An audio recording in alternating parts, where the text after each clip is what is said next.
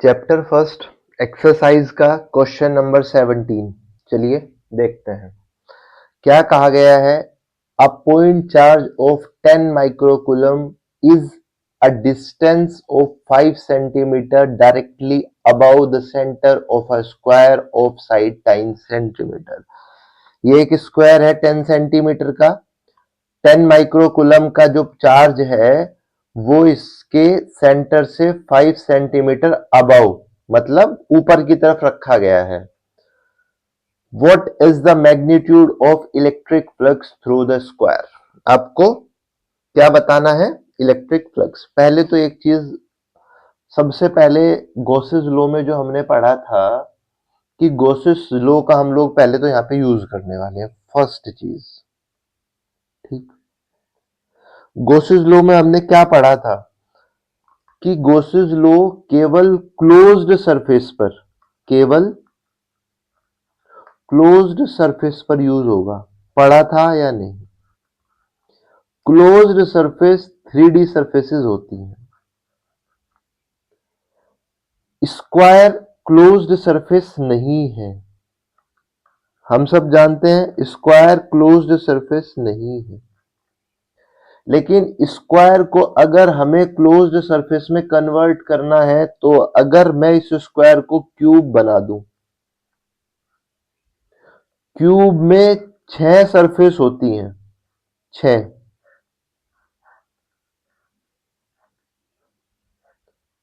1 2 3 4 5 6 इसके पीछे वाली।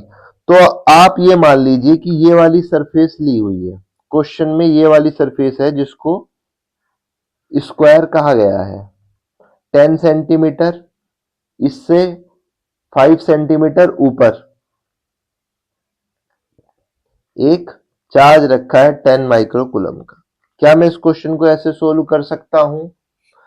जब मैं गॉसियन सरफेस के बारे में पढ़ा रहा था तो हमने ये बताया था कि हमें सिमेट्री करनी होती है, बताया था। जिसने लेक्चर देखा है उसे समझ में आया होगा कि सबसे पहले चार्ज अगर सेंटर में नहीं है तो उसको सिमेट्री में रख, दोनों तरफ कुछ इस तरह से कि अगर ये क्यूब है और चार्ज यहाँ पे है तो हम लोगों ने यहाँ पे भी क्यूब बना के एक क्वेश्चन सोल्व किया था। जिन्होंने थ्योरी देखी है उनको समझ में आया होगा, जिन्होंने थ्योरी पढ़ी है। सिमिलरली यहाँ पे स्क्वायर के यहाँ पे रखा है ये, तो हम इसको क्यूब मान लें और क्यूब की मान लें कि इस वाली सरफेस पे रखा है। आपकी बुक में हिंट में भी कहा गया है कि आप इसको क्यूब मानकर सोल्व कीजिए, आपको एग्जाम में भी ऐसे ही करना है। मैं क्यूब मानने के लिए क्यों कह रहा हूं? क्योंकि गॉसियन सरफेस केवल क्लोज्ड सरफेस पर ही यूज हो सकता है। गॉसियन सरफेस से अगर आपको इलेक्ट्रिक फ्लक्स निकालना है तो क्या होता है? Q in by epsilon not. हम सब जानते हैं, कोई परेशानी? लेकिन स्क्वायर क्लोज्ड सरफेस नहीं है, मैंने क्यूब को क्लोज सरफेस बना लिया है। क्यों बना लिया है? क्योंकि क्यूब की भी सभी साइड्स 10 सेंटीमीटर की मैं मान सकता हूं। गॉसियन सरफेस में से जब आप इलेक्ट्रिक फ्लक्स निकालने की कोशिश करेंगे तो किस साइज या शेप का है आपका गॉसियन सरफेस, इससे कोई फर्क नहीं पड़ता है। जब हम लोग पढ़ रहे थे तो हमने पढ़ा था कि चाहे गॉसियन सरफेस ऐसा हो, चाहे ऐसा हो, चाहे ऐसा हो, इसके साइज या शेप का इलेक्ट्रिक फ्लक्स पर कोई भी फर्क नहीं पड़ता है। थ्योरीज बहुत जरूरी होती है न्यूमेरिकल्स के लिए, मैं आपको कनेक्ट करने की कोशिश कर रहा हूं। तो ये मैं क्यों बता रहा हूं कि 10 सेंटीमीटर हो, क्यूब की जो साइड है वो 20 हो 30 हो, उससे फर्क नहीं पड़ेगा। वो डिपेंड करता है किस पर? मीडियम पर और क्यू इनसाइड, जो उस क्लोज सरफेस के अंदर नेट चार्ज है। ठीक, तो 4 क्यूब के लिए हम लोग ये हम निकाल रहे हैं क्यूब के लिए, 5 क्यूब के लिए क्यू इन की वैल्यू क्या गिवन है? 10 माइक्रोकूलम। माइक्रोकूलम को हम लोग कहीं में कन्वर्ट करेंगे, कूलम में एसआई यूनिट। एप्सिलॉन नॉट की क्या वैल्यू होती है? 8.85 10 टू द पावर माइनस के 12। मैं लिख देता हूं। क्यू की जो वैल्यू है, क्यू इन की जो वैल्यू गिवन है 10 माइक्रोकुलम, जिसको हम लोग 10 × 10⁻⁻⁶ कुलम, एप्सिलॉन नॉट की value 8.85 10⁻⁻⁻12 coulomb square newton metre square, coulomb square पर न्यूटन मीटर स्क्वायर। मैंने ये सिर्फ यूनिट लिखने के लिए लिखा है, यूनिट पता होनी चाहिए। सोल्व कर लूं। 5 4 क्यूब फ्लक्स क्या वैल्यू आएगी? इसको आप इस तरह से लिख लीजिए 10, और 10 को आप इसको ना अप्रोक्सीमेशन से सोल्व करेंगे, नहीं तो बहुत बड़ी डिजिट चल जाएगी। मैं इसको ये 8.9 लिख सकता हूं, मैं इसको सीधे 9 लिख लेता हूं। क्यों? 10⁻⁻⁶ + 12। अगर आपके पास एग्जाम में टाइम हो तो आप सोल्व करना 3 डिजिट का, कोई परेशानी नहीं है। लेकिन अगर एग्जाम में टाइम नहीं हो तो फिर उस टाइम आपकी हार्ट बीट बढ़ने लगती है। उस हार्ट बीट को शांत करना, इसको ऐसे अप्रोक्सीमेशन से सोल्व करके लिख देना। 9 लिखना नहीं है एग्जाम में, सिर्फ आपको सोल्व करना है। लिखना आपको 8.85 ही है, ये 9 लिखना नहीं है। ये स्टेप आपको रफ में करना है, ठीक है। आपको लिखना 8.85 ही है। कैसे सोल्व करेंगे? 9 1 जा 9, फिर 9 1 जा फिर 9, 9 1 जा फिर 9। 5 क्यूब की वैल्यू क्या आएगी? 1.11 10⁻⁶।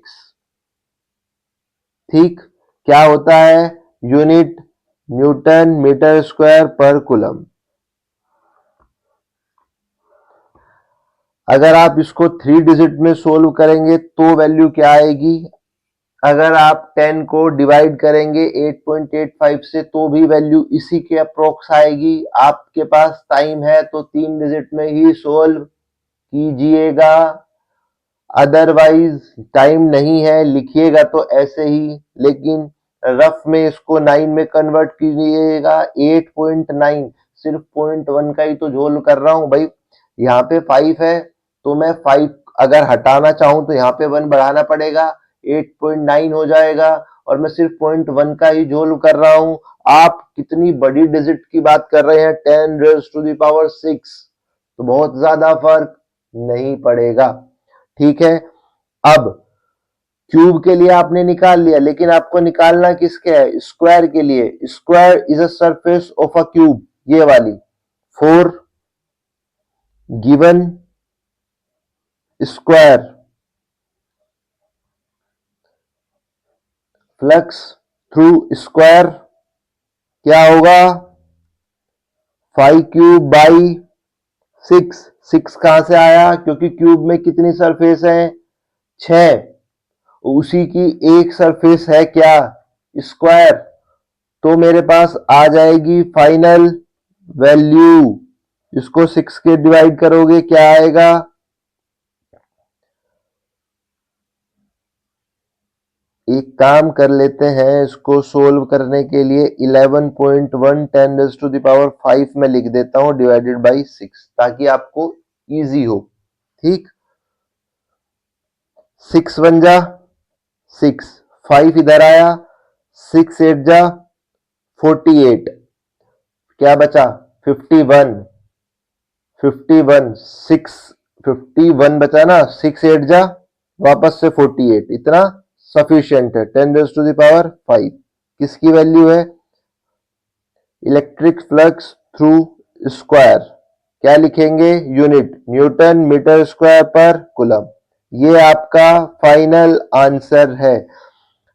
मैं फिर आपको रिपीट कर रहा हूं, ये वाला स्टेप आप रफ में करेंगे, एग्जामिनर को आप 9 नहीं लिख के दिखाएंगे। ये सिर्फ तब का है जब आप 3 डिजिट की कैलकुलेशन सोल्व करने का टाइम आपके पास नहीं है। अगर आप कॉम्पिटिटिव एग्जाम में ये क्वेश्चन सोल्व कर रहे हैं तो 100% ऐसे ही करेंगे, और आपको अगर एग्जाम में टाइम है तो कर लीजिए 3 डिजिट में सोल्व। पॉइंट हटाइए, ऊपर 2 0 बढ़ाइए और सोल्व कर लीजिए। 0.1 तो आएगा ही आएगा, इसके बाद की डिजिट हो सकती है चेंज हो जाए, शायद 2 हो जाएगी, जितना मेरा एक्सपीरियंस बताता है, इससे ज्यादा नहीं होने वाली है। तो ये एक तरीका है सोल्व करने का। क्वेश्चन समझ में आया? समझ में आया क्यूब के लिए क्यों निकला है? क्यों? क्योंकि गॉसियन सरफेस गॉस लॉ केवल क्लोज्ड सरफेस के लिए ही काम करता है। 2D फिगर्स क्लोज्ड सरफेस नहीं होती है। क्लियर है इतनी बात? क्वेश्चन समझ में आया? बहुत बढ़िया।